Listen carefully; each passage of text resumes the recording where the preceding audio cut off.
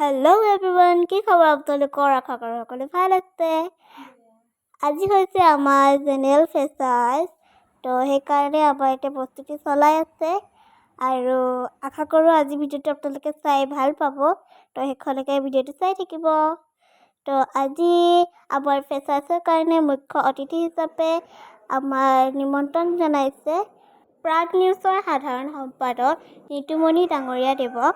আৰু তেখেতে আহি আমাৰ মহাবিদ্যালয়ত এগছি বন্তি প্ৰজ্বলন কৰিলে আৰু এতিয়া তেখেতক লৈ যোৱা হৈছে মঞ্চলৈ আসন গ্ৰহণ কৰিবৰ বাবে।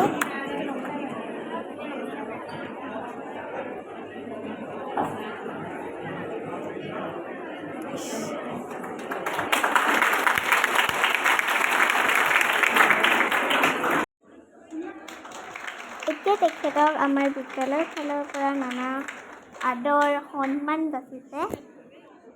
তাৰপিছতে শইকীয়া ডাঙৰীয়া এটি নিমুক আলোকেৰে সন্মান যাচিব মহাবিদ্যালয়ৰ শিক্ষক গোটৰ সম্পাদক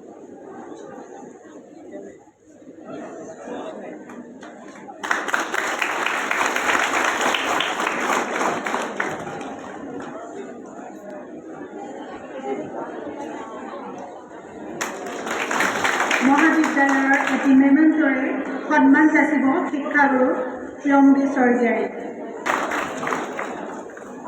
আৰু এতিয়া নীতিমণি শইকীয়াদেৱে তেওঁৰ ভাষণ আমাক শুনাইছে।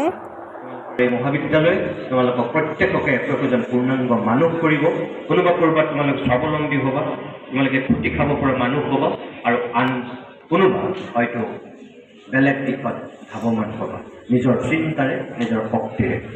মই পুনৰবাৰ এই মহাবিদ্যালয়ৰ অধ্যক্ষ মহোদয়কে ধৰি সকলো অধ্যাপক অধ্যাপিকা অন্তৰৰ পৰা ধন্যবাদ জনাইছোঁ। মই আৰম্ভণিতে কৈছোঁ, মই নিজে কোনো সফল মানুহ হোৱা নাই। সফল মানুহ হৈ মই তেনেকুৱা তাত্ত্বিক কথা ক'ব নোৱাৰোঁ, কিন্তু মই এজন সফল হ'ব বিচাৰোঁ পৰাকৈ সুযোগ দিব পৰা মানুহ হৈছোঁ বুলি ভাবিছে, তেনেহ'লে তাতেই মোৰ সাৰ্থকতা। তোমালোকৰ সকলোৰে জীৱনবোৰ ভাল হওক, সুখৰ হওক, শান্তিৰ হওক। এই মহাবিদ্যালয়খনৰ কোনো দিন তোমালোকে বদনামী নকৰিবা, তোমালোকে ঘৰখনৰ কোনো দিন তোমালোকে বদনামী নকৰিবা। মনত ৰাখিবা, এটা ল'ৰাই এজনী ছোৱালীয়ে বেয়া কাম কৰে, গোটেই ঘৰখন বদনামী হয়। এটা ল'ৰাই বেয়া কাম কৰে, গোটেই কলেজখন বদনামী হৈ যায়। এজনী ছোৱালীয়ে নকৰিবলগীয়া কাম এটা কৰে, গোটেই কলেজখন বদনামী হৈ যায়। ই কাৰ ঘৰৰ ছোৱালী? এই কোনখন কলেজৰ ল'ৰা? এই ঘৰ ক'ত আছিল? ই কাৰ ছোৱালী? ই কাৰ ল'ৰা? চিধাই মাক দেউতাক, কলেজ, শিক্ষানুষ্ঠান, গাঁওখন, অঞ্চলটো আহি যায়। কিয়? তোমাক কোনে অধিকাৰ দিলে তোমাৰ দেউতা আৰু মাৰ কোনো ভুল নথকাকৈ তেওঁলোকক বদনামী কৰিবলৈ? এই মহাবিদ্যালয়খনৰ কি দোষ আছিল তোমাৰ কাৰণে যে তুমি 1 মিনিটত গোটেই উজনি মাজুলী মহাবিদ্যালয় চুৰিকাঘাটত এজন ছাত্ৰৰ মৃত্যু হেডলাইন হৈ যায়? কিয়? সেই সুযোগটো কাৰ কাৰণ? কাৰ ভুলৰ কাৰণ? আমি কিমানে ভাবোঁ, আমি নাভাবোঁ। কেতিয়া ভাবোঁ?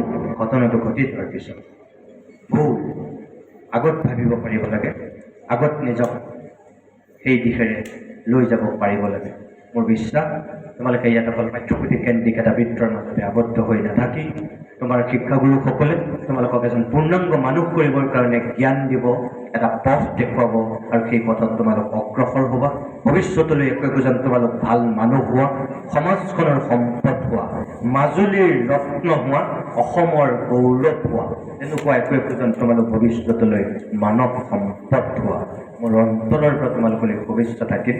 ভাল মানুহ হিচাপে তোমালোক সদায় নক্ষত্ৰৰ দৰে আগন্তুক দিনত জিলিকি থাকা, শুভেচ্ছা থাকিল।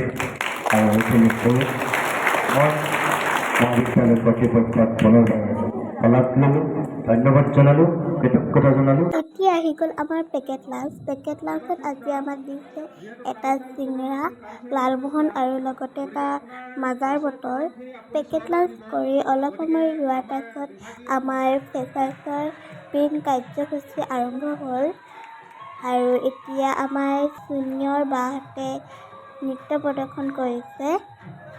তো আমাৰ ছিনিয়ৰ আৰু জুনিয়ৰ সকলোবোৰে ডান্স কৰাৰ পাছত আমাৰ মাজলৈ আহিব মিচিং গায়ক ডি শংকৰ গাম আৰু তেখেতে আহি আমাৰ বিদ্যালয়ত গান পাৰফৰ্মেঞ্চ কৰিব আৰু এয়া হৈছে মিচিং গায়ক ডি চক্ৰৰ গান।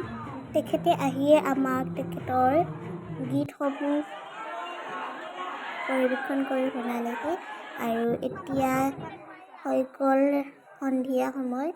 তো আমি বেছি সময় নৰলোঁ আৰু এতিয়া আমি যাব লৈছোঁ ঘৰলৈ। আৰু আশা কৰোঁ আজিৰ ভিডিঅ'টো আপোনালোকে চাই বহুতেই বেছি ভাল পালে। যদি আপোনালোকে চাই ভাল পালে তেনেহ'লে লাইক কমেণ্ট এটা কৰি দিব আৰু যদি চেনেলটো ছাবস্ক্ৰাইব কৰা নাই তেনেহ'লে ছাবস্ক্ৰাইব কৰি দিব। Bye bye.